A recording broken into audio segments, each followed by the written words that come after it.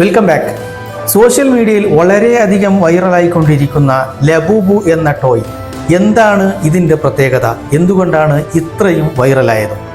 എന്തുകൊണ്ടാണ് വെറും ടോയ് ആയ ഇതിനെ ഇത്രയും പോപ്പുലറാക്കിയത്? ഹോങ്കോങ്ങിലെ ഒരു കലാകാരനും ചിത്രകാരനുമായ കസിങ് ലുങ് 2015 സൃഷ്ടിച്ച ഒരു കഥാപാത്രമാണ് ഇത്.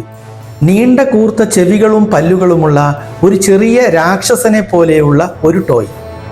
ആദ്യമായി ഈ ടോയ് വന്നത് ദി മോൺസ്റ്റേഴ്സ് എന്നയാളുടെ യഥാർത്ഥ കഥയിലാണ്.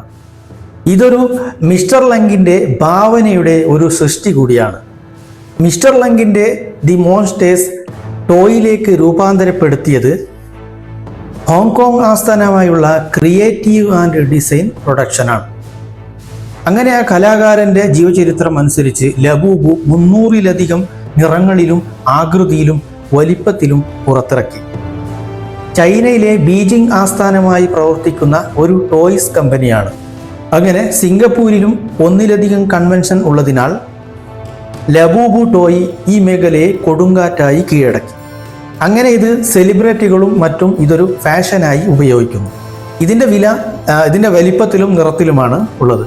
അപ്പോൾ ഇതിൻ്റെ വില എന്ന് പറഞ്ഞു കഴിഞ്ഞാൽ ഏകദേശം ഇന്ത്യൻ രൂപയിൽ വെച്ച് കഴിഞ്ഞാൽ 1500 രൂപയ്ക്ക് മുകളിലാണ് ഇതിൻ്റെ വില ഉള്ളത്. അപ്പോൾ ഈ ടോയ് വാങ്ങിച്ച ആൾക്കാരുണ്ടെങ്കിൽ കമൻറ്റ് ചെയ്യൂ. ഇനിയും അടുത്തൊരു വ്യത്യസ്ത വീഡിയോയുമായി വീണ്ടും കാണാം.